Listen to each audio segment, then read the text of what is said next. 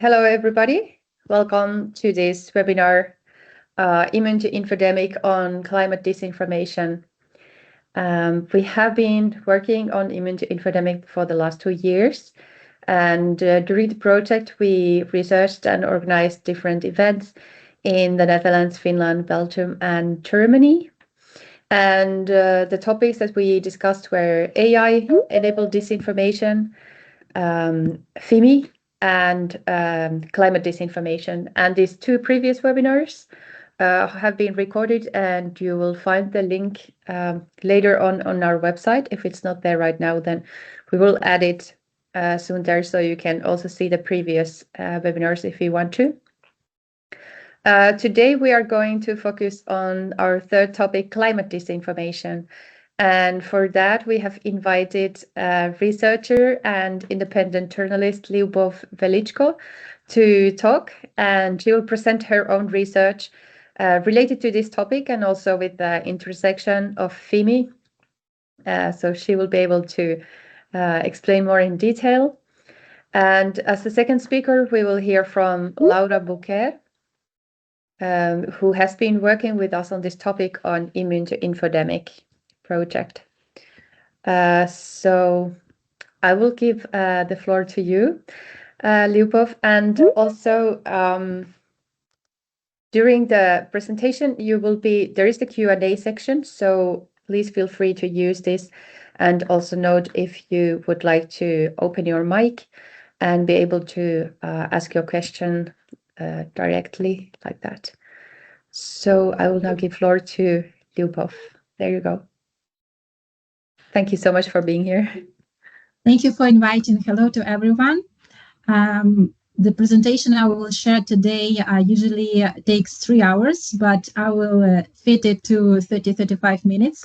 And during my speech, if you will have urgent questions, you can raise your hand and ask them immediately. Or if you will have questions later, you also can ask them again. Now I will share my screen, because there I have my presentation. Can you see my screen right now? Yes, we can. Okay. So today I want to talk how disinformation about climate change is used by oil and gas and coal companies, the biggest in the world, to change policies on governmental level and on international level. Because their goal is to not stop producing oil and gas and coal. This is the interest of their finance. The geographic of my research, which I make during last 3 years, as you can see on the screen, is on all planet. So I can say that I was analyzing the disinformation campaigns in different continents, and I hope that today you will be able, after my presentation, to make your own research, giving the insights from the tactics which I share with you, which were used by the giants in energy system. The objects of my research are the biggest top 11 companies in the world who produce oil and gas and coal and also nuclear energy. So, but of course, and the impact which I saw after analyzing the campaigns which were made by these companies are increasingly huge. And after my investigations were made, I cannot even imagine the impact of all companies in the world who produce gas and coal and nuclear energy. So, first of all, I must say that 4 main types of disinformation about climate which are spreading by these giants are greenwashing, damaging the reputation of clean energy sources, shifting responsibility from polluting companies to customers when we feel guilty that we use a plastic bag, for example. They make us feel this way, not to think that oh, by the way, oil and gas is the bigger problem than there is the plastic bag. And of course, when they damage the reputation of clean energy, they try to present the false solutions to the policies and governments to make them invest their time and energy and money into some solutions which really will not help to to fix the climate crisis we already have. And the main actors who are involved in these disinformation campaigns, which I saw during my investigations, are, of course, representatives of the energy companies, industry associations, where these companies also are involved, and affiliated experts with them, and politicians, and advocacy organizations and NGOs, and the media ecosystems, which includes the traditional medias and social medias as well. And to make such types of investigations and the researches, you also can use my methodology, which is wider. You can see in the file I will share in the end of the presentation. Because I have a very limited time, I can just briefly say that to detect this disinformation campaign, I use the narrative tracking, the event-based monitoring, temporal pattern analysis, cross-platform application mapping, institutional network analysis, policy language comparison, and conference ecosystem monitoring. And right now, I will give you the real example how it works in the field and how you can see these companies in the real life. The first example is the greenwashing topic. Here on the screen, you can see the first page of the financial report of Rosneft, the largest oil and gas company in Russia. And you may ask why on this report we can see the polar bear, because basically there are scientific researchers which prove that polar bears are dying on the north because of the climate crisis. So why does the polluter use this polar bear on the first page of the financial report? And the answer is that basically the company has a small reason to do that, because in their media campaigns, they try to show themselves as an eco-friendly company because they just find financing feeding polar bears in the zoos in Russia. We are talking only about 30 bears, but they think that it is enough for them to say that they take care of polar bears in general. And also the fact that so many institutions, scientific institutions in Russia and NGOs do not raise the question which I raised recently about the greenwashing topic with polar bears, is that because this company is financing a lot of money into tens of organizations which are focused on ecological problems in Russia. And basically, we need to understand that in Russia, scientists' salaries are very, very low comparing to salaries in the US or European Union, for example. So you don't even need to pay a lot to that organizations to make them be dependent from you. And when I was analyzing the topics on which these organizations are focused after they received money from Rosneft and Gazprom, I was surprised because I thought that maybe they make investigations on climate topics, but no, they investigate all topics you can imagine, but ignoring the climate topic at all. And when I was comparing is this tactics works when we are talking about other huge oil and gas companies like ExxonMobil or British Petroleum, usually like most of the researchers are not connected with the climate. Most of them are connected with totally other topics. So their tactic is to give money to the organization just to make the sign that you better not touch the topic of oil and gas and its impact on the climate crisis. And the very interesting fact is that the amount of money which these polluters give for the scientific organizations is always very, very tiny. Here on the slide, you can see that only 0.02% of the profit of the organization they give to make researches for scientific organizations. And the same picture we can see on another examples. I was reading the financial reports of all top 10 biggest polluters in the world, and the amount of money they invest into ecological projects is very, very small, as you also can see the Chinese company or Arabic company. And the second trick, which they also use to not to look more environmental friendly in the eyes of the professional bubble and in the society in general, is that they invite the very well-known experts in the environmental topic into their member of board of directors. So basically, all 10 companies I was mentioning on the beginning of the presentation has in their director board the people who were working in the environmental sphere and are very well-known experts in the world, and they are usually called independent director, which basically I don't trust the definition of independent director. So why they invite these people to their member of board is that because these people already have the recognition in their sphere, and they have huge amount of connections with the experts in the same field, and this is how they can influence on the people and their colleagues in this field, and they have more trust, of course, because if the person was working for 30 plus years in the environmental topic and is very well known as a person who works for environment, not against, that it's better to ask him to visit, for example, roundtables or conferences and to present the company rather than to invite the expert or the member of board who was working in the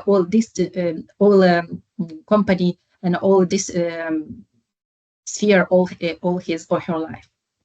And as you can see on this file, on this page, the amount of organizations which are very well known in the world, which is on the white circle, are those organizations where the member of directors of board of the biggest companies are presented. As you can see, for example, even people who are working in WWF or the Oxford University before becoming a member of directors board, right now are presenting the energy sector.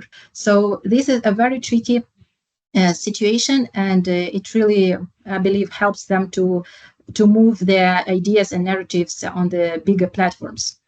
And also we need to see on the real example how the politicians are used in the promoting of ideas of energy companies and polluters. For example, maybe you all know the example when Donald Trump was claiming that so-called, this is his quote, the crazy whales, the whales become crazy because of the wind offshore stations in the ocean. And this became a meme, of course, but the topic of the wind causing the deaths of whales was very well spread in the United States. And by the way, the same narrative and the same disinformation was trying to be spread in the United Kingdom just few months before that, but it was failed. Why? Because the government in the UK reacted on this fake immediately. They said that this is all lies, you don't need to follow this idea, and there is no scientific proof that wind offshore plants can kill whales in the ocean. But unfortunately, in the US, this disinformation campaign was very successful, and it started from the documentary movie made by Tucker Carlson on Fox News, and it was yes, I think you know this actor, and it showed how activists basically are raising the question if whales are dying because of the wind. And the activists which were used for this campaign is not have a very good reputation in the US. The organization Climate Ocean Action has more than 30 years of successful history. It's an organization who works with the topic of the sea life and protects the oceans and seas. And because they were not they were used in this campaign. People and other NGOs trusted to the ideas which they were raising the questions.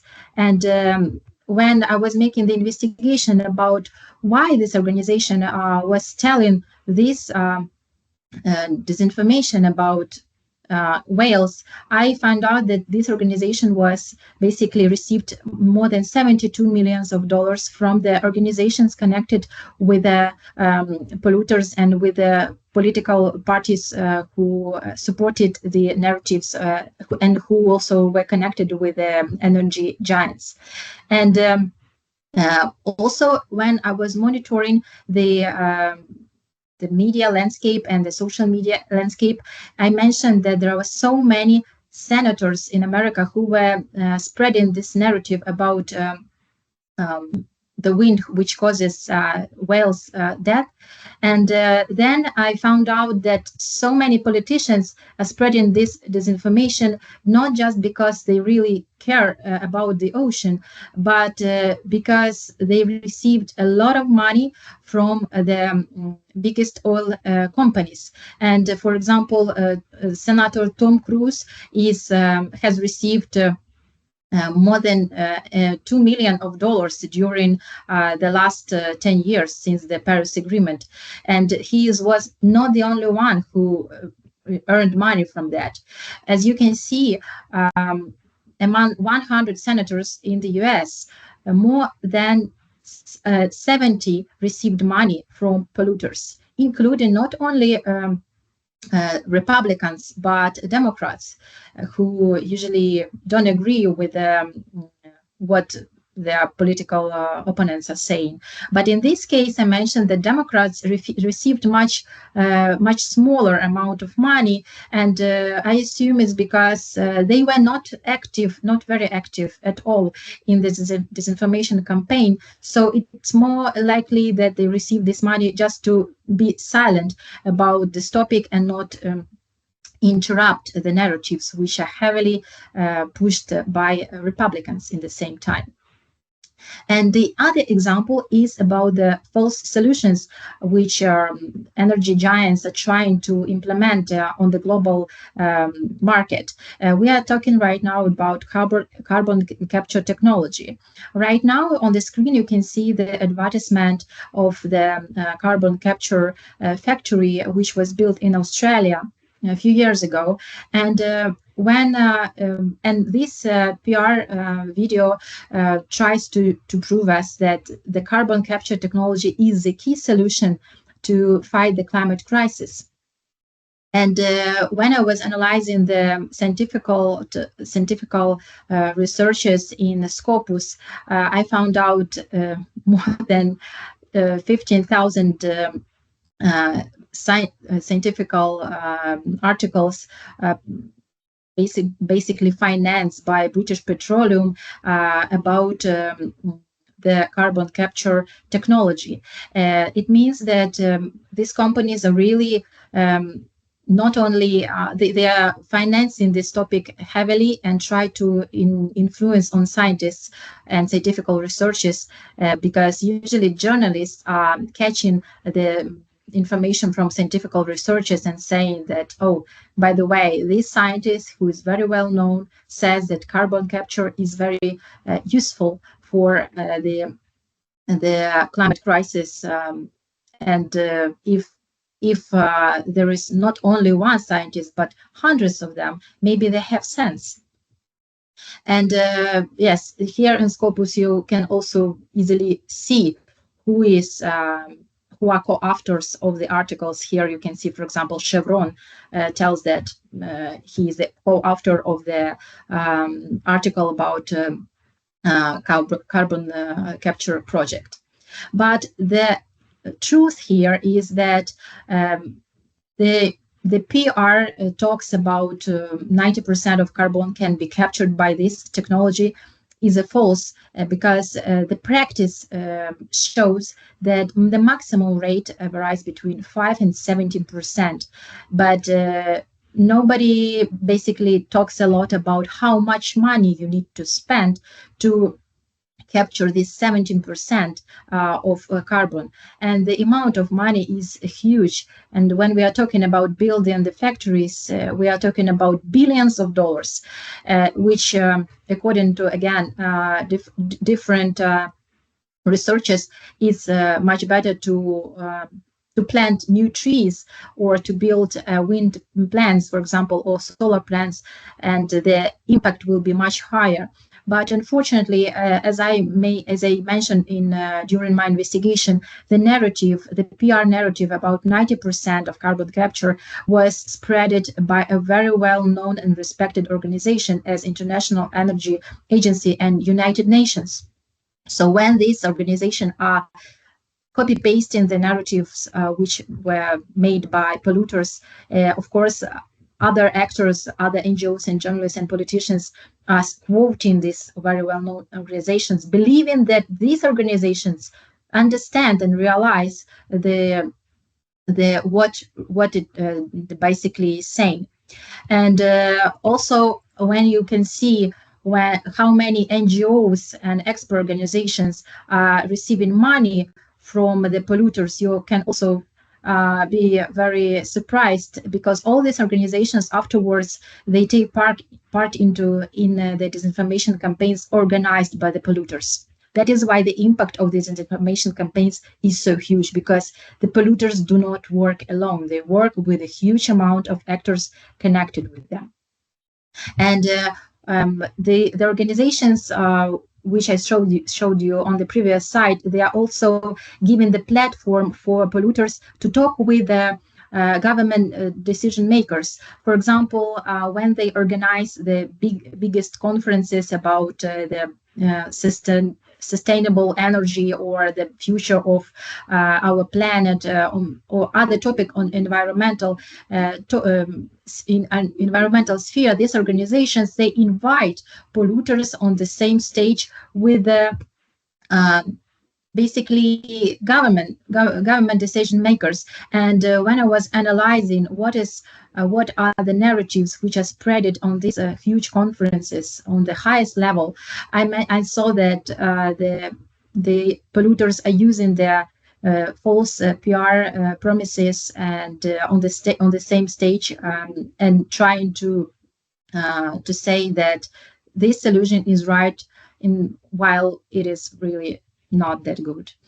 And the impact after such a heavy informational campaigns is you can see on this next two slides. For example, the carbon capture organizations, they try to make the network on all the countries in the world. So they right now, even I'm sure that the map is even bigger, because this map was made last year. And that this means that in every country of the world, they try to spread this idea about carbon capture technology as the key solution for the climate crisis. And here on the map, you can see that how it affects the government decisions. So on the map, you can see the countries that have already introduced carbon taxes. And the purpose of these taxes is to encourage businesses of all types to incorporate carbon capture technology to their facilities. So this means that governments are trying to push businesses to invest their own money into the carbon capture technology, and they try to prove that this technology really will help to fight the climate crisis. So the money which could be used for example, wind or solar energy, now can be is better financially to use for the carbon capture. And the last part of my presentation is about a new type of the FIMI operations in energy sector. And now I'm talking about ongoing Russian FIMI operation.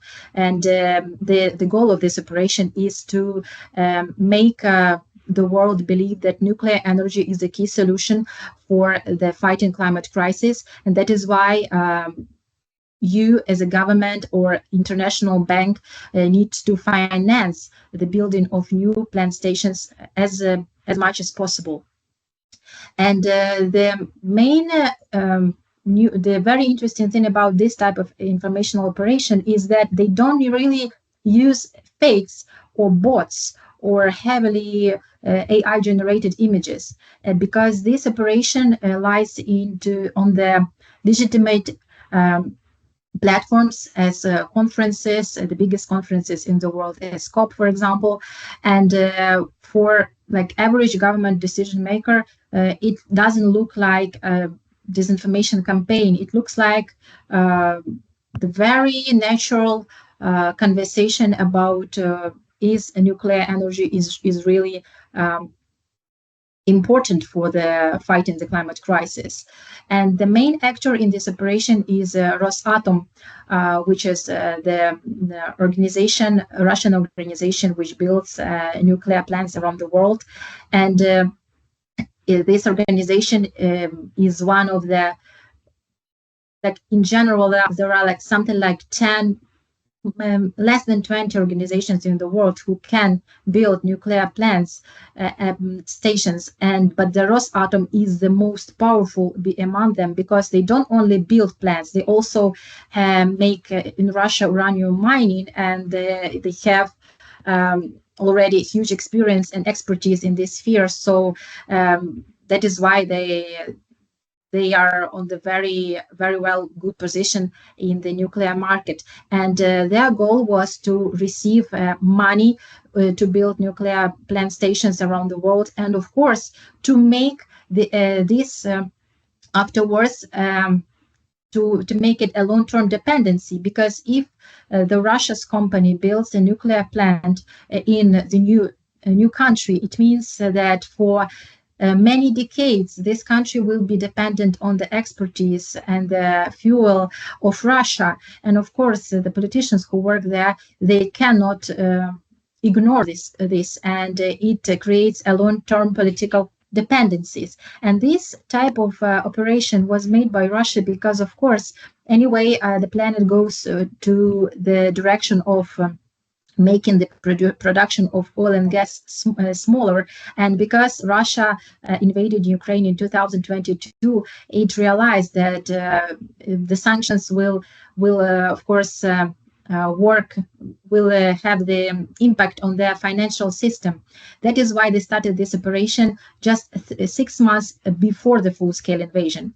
And this operation was unfortunately very successful. Yes, so the logic of the operation is to create the informational informational stigma in the government decision maker bubble that nuclear is indispensable for decarbonization.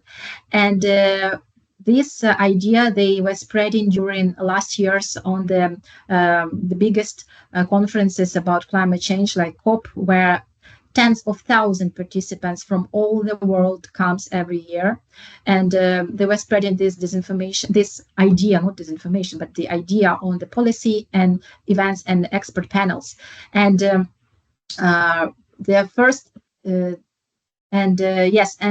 was very hard to find out that this was made by Rosatom, and this was the idea of Russia to make this narrative, because on this type of FEMI operation, you don't see that this is the only one actor who spread the idea, because Rosatom involved other many companies who also are connected with the nuclear production and building plants, and they involved other expert organizations who are interested in the nuclear business. So I don't even really believe that they paid a lot of money for them, because this is their business interest too.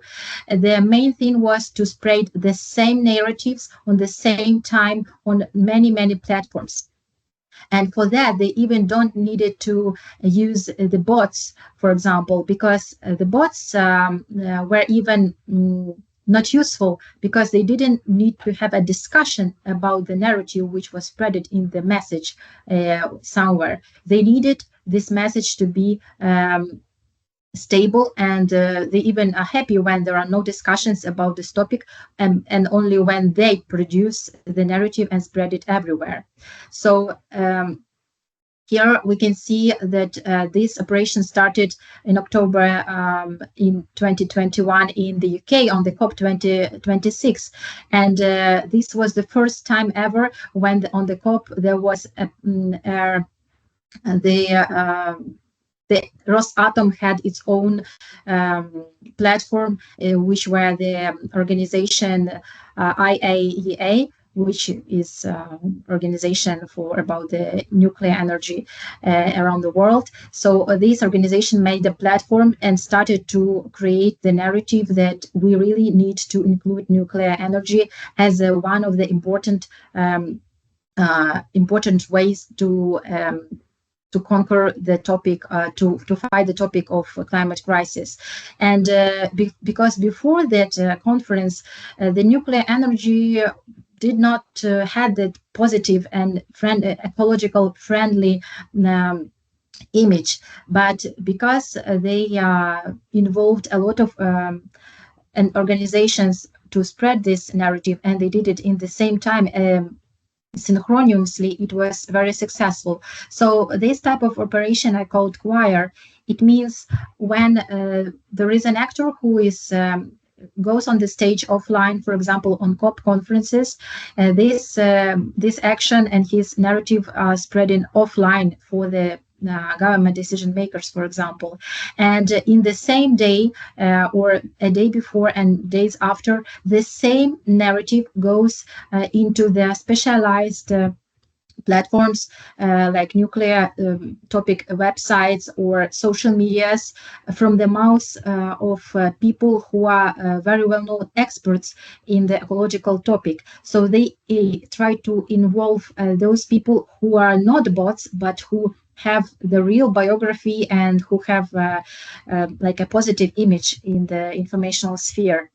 And for example, yes, for example, here we can see that in Dubai in 2023, immediately after the offline platform about the small modular reactors, which is a very now popular topic to discuss, they although there were only 316 views on online YouTube, but the main thing was to make this message to appear on other platforms. So the goal is to make the decision maker who's sitting offline on the conference to check online whether this topic was discussed online somewhere. So, and in result, when this person goes, for example, to LinkedIn, to X, or to specialized nuclear online medias, they see that the same narratives is there.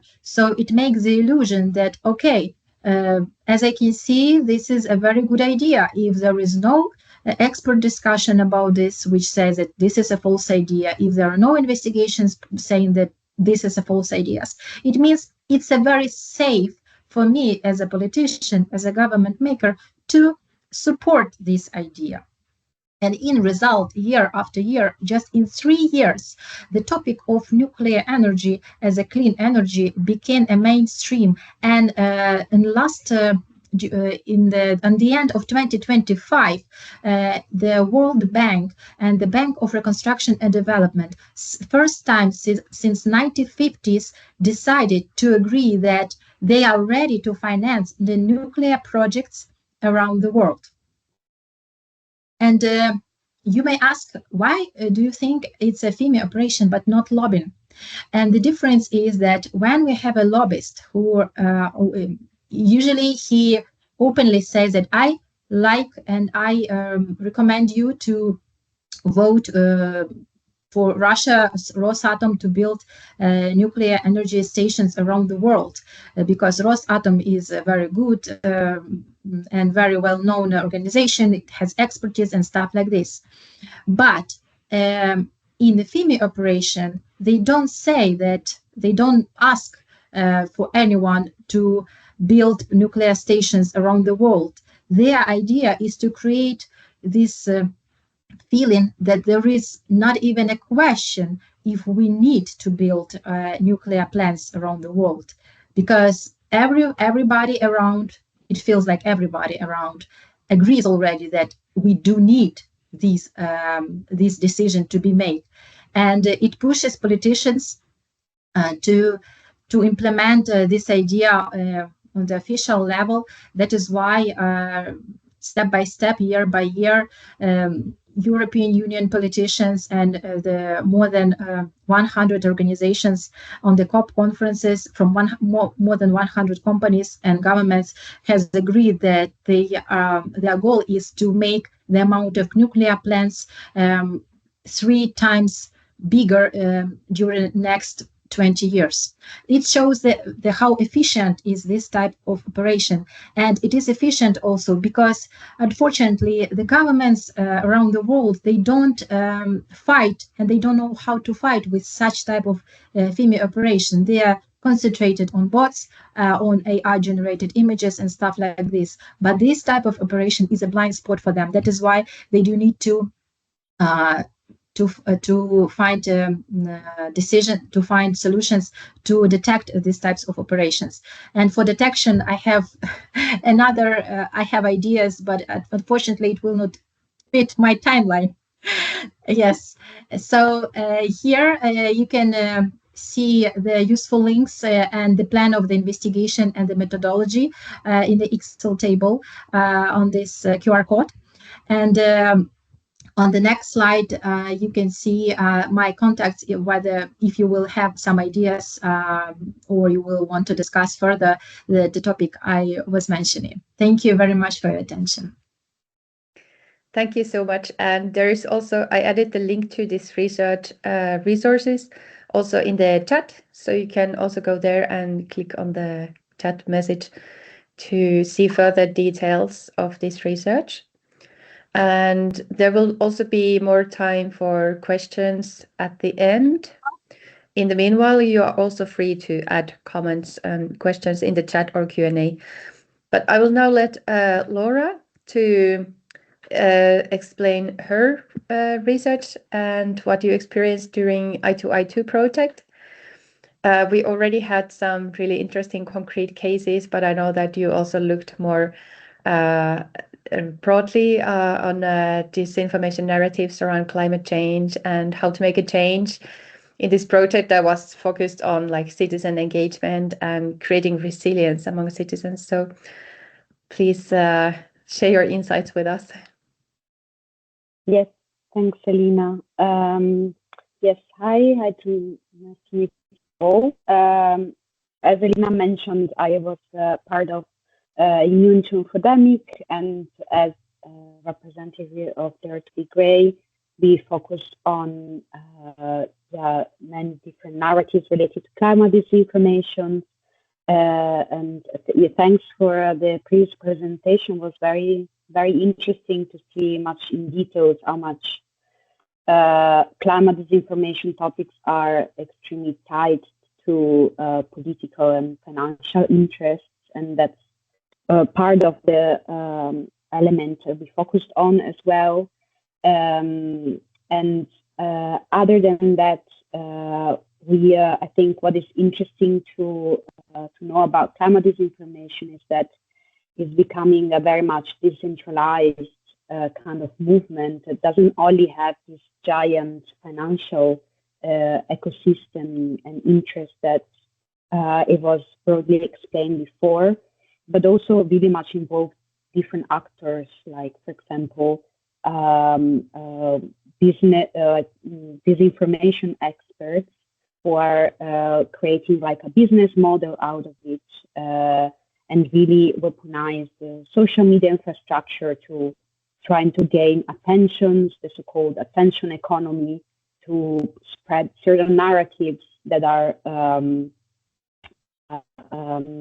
the nodes that create like attract a lot of attention on social media, as well as the state actors like Russian disinformation.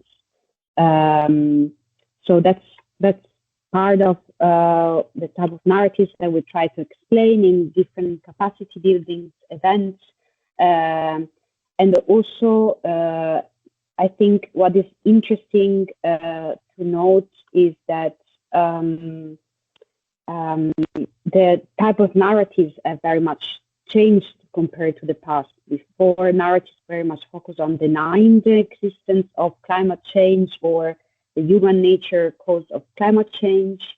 Now the narratives focus more with the objective to confound and to kind of delay climate actions, delay climate policies, and undermine climate solutions and undermine climate science. So what these actors now are really trying to focus on is attacking, as it was showed before, like renewables are not reliable and or often are harmful even for sustainable objectives, as well as climate activists or climate movements are not to be relied. So the idea is that the objective and the threat in general of this narrative is to kind of undermine the climate the consensus among citizens towards the climate science. Why in reality we've seen a lot of data and reports from, for example, the World Economic Forum showing that there is a huge support towards climate actions, and citizens, I think it was like 4 out of 5 among the sample surveyed were willing to spend 1% of their income to support climate actions. And in general, we see that a lot of citizens support quick transitions towards renewables, and they really also urge their government to take more actions towards climate change. But the disinformation tactics really trying to undermine these supports to eventually delay, of course, policies that point to a more sustainable approach. And so what we try to also focus on the e-learning platform that through the project we developed. I believe that we will share the link afterwards, or can also share it in the chat. We kind of try to list this kind of narratives, kind of give some solutions, or kind of reframe messages and how to reapproach the communication. So if you're curious to know more, you can e-learning. Something I think is important to mention. There seems to be some kind of lag. I don't know if it's just me, but can you maybe repeat the last? Yes. Can you hear me now? Yes. Okay. So one part that we focus also on in the e-learning, really focus on the solution part. So how can we reframe the message in a more positive manner in order to fight climate anxiety and the doomism that often is adopted by many disinformation actors. As we also saw in the other presentation, the discourse is very much polarized and really portray some partisan divide, like either you're pro-sustainability or against sustainability. So what we try to convey in this e-learning is to kind of not being another on the positive, constructive messages that focus on the health benefit of all, as well as really focusing on the empowerment and the agency of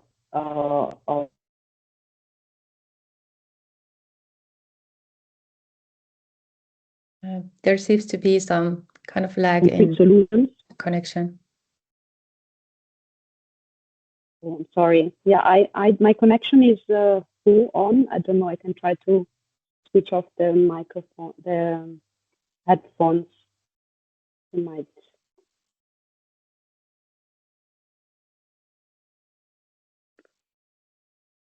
Can you hear me now? Yes. Yeah, let's try again. Okay.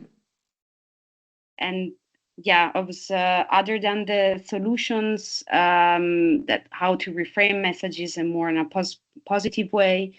I think it's important just to give facts and figures into the discourse to kind of bring in scientific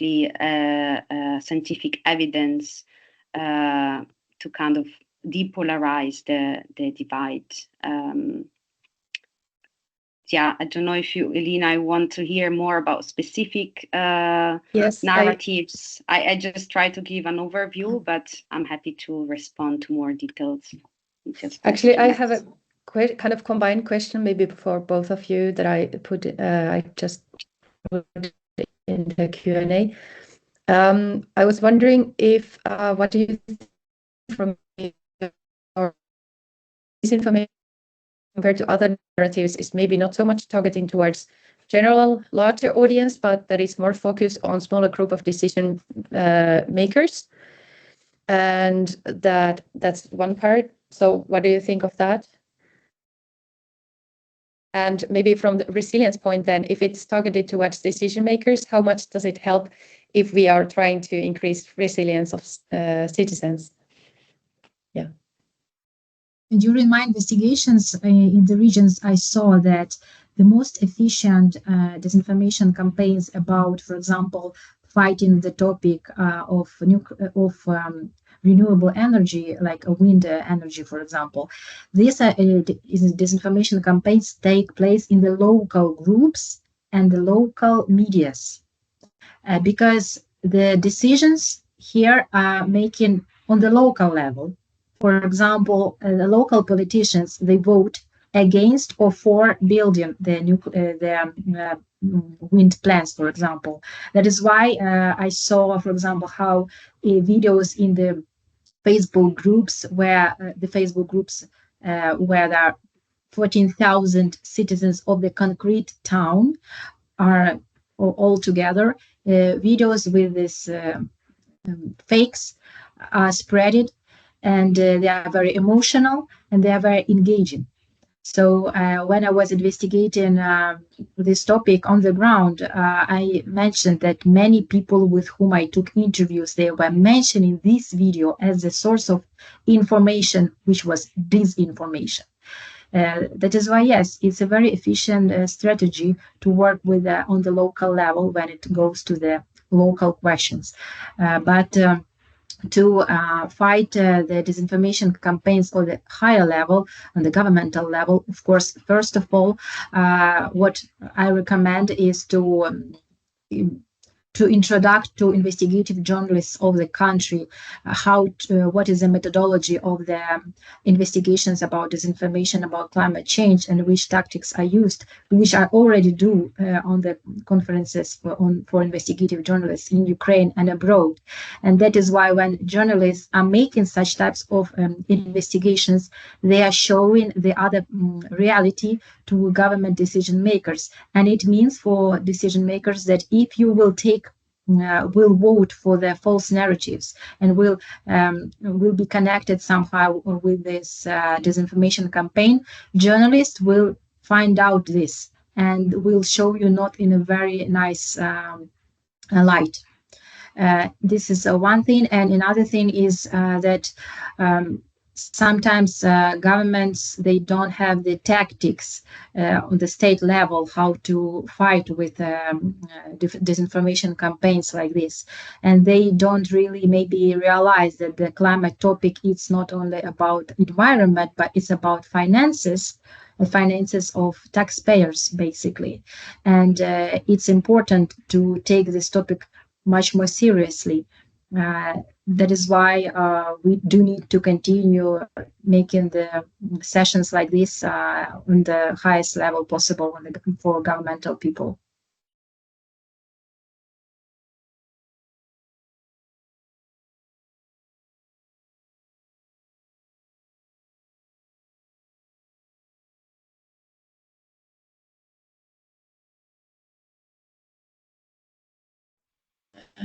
Laura, do you ask people against information? Sorry, could you repeat? The connection is a bit shaky. Yes, so my original question was about how if disinformation is targeted towards larger group or like a smaller group of decision makers, and how efficient we can be in increasing, if by increasing citizen resilience, we can also counter this manipulation and slowing down climate action. I mean, I think it's definitely important to, focus on narratives that are targeting citizens in general, even though ultimately they really want to attack policy and delay policies eventually.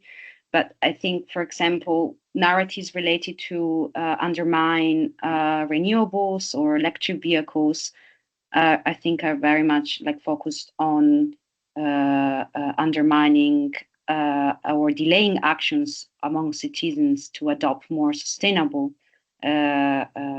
measures.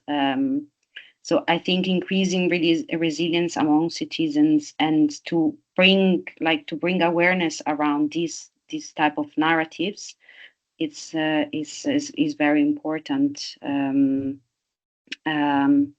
To first shed light on them, and then really adopt simple also media literacy tools to kind of make them reflect on make all citizens reflect on who is spreading such informations, who are the actors, what are their intent, and what are they trying to achieve by pushing certain discourse.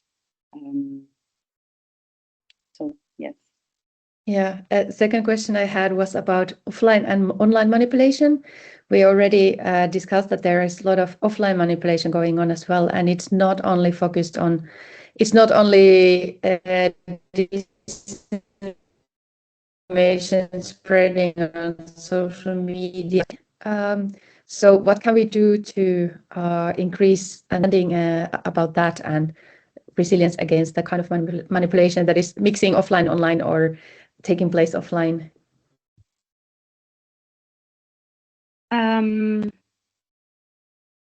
Yeah, that's a good questions. I think, well, as I was mentioning already before, I think framing the message in a certain way that is not ideological and polarizing is very important. So how do you communicate around certain issue, and how do you bridge the gap between the science community and the lay public?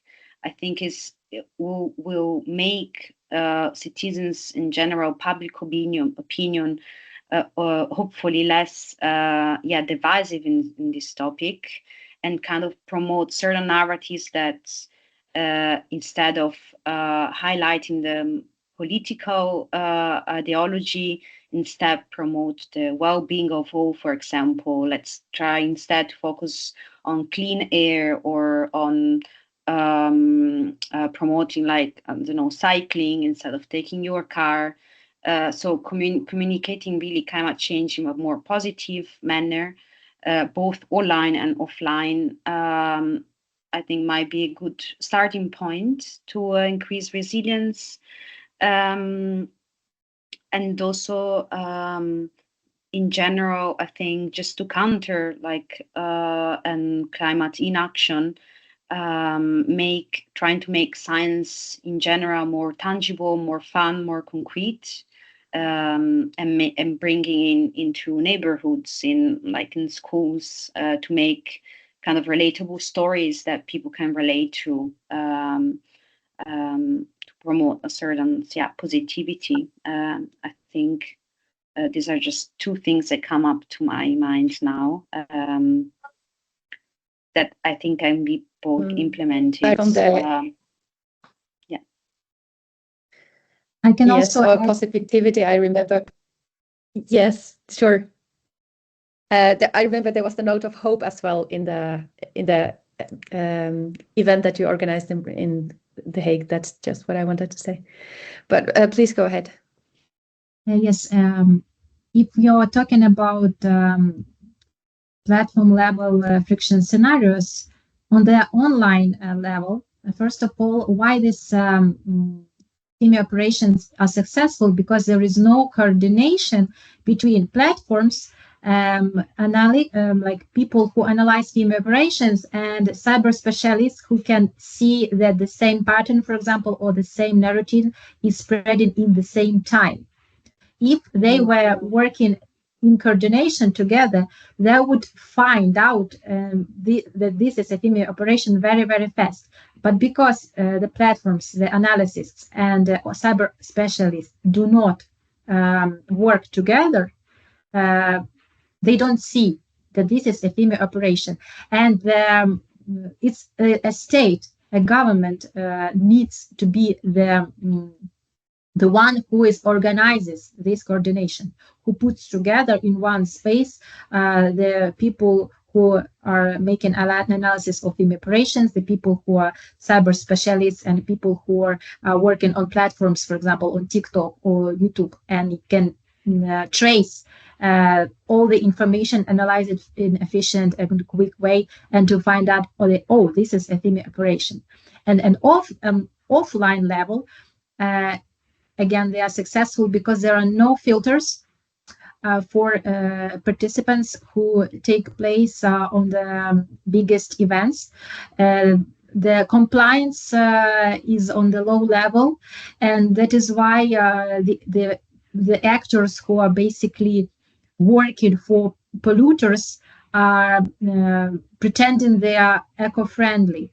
And if on offline level, these actors, these experts would be transparently mentioned as the people who received money from ExxonMobil or who are like somehow connected with these companies, the people who are listening to these speakers would realize that this speaker is not only working for WWF, but also works for British Petroleum. You see? And of course, if there was some filters like this and more transparency about who is talking with you, that would be much harder to make this trick about and to spread the narrative in such an efficient way as, for example, Rosatom did it during just 3 years. Thank you so much. So we are coming to the conclusion that government action is definitely needed and citizen resilience is not enough.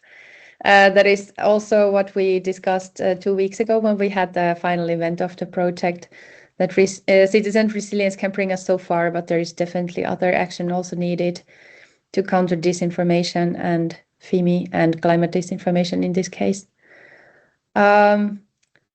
I don't see any other urgent questions, and we also want to respect the time of the listeners.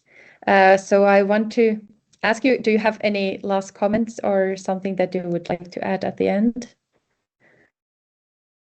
I would like to end that we do need more sessions like this because energy companies, polluters, they are working in a very efficient way.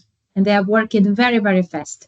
That is why the only way to have a higher chance to fight disinformation is to multiply the positive experiences and ideas among the governments around the world. Because the climate topic is a global topic, and we all need to be together and to share our experiences as much as possible and as quick as possible.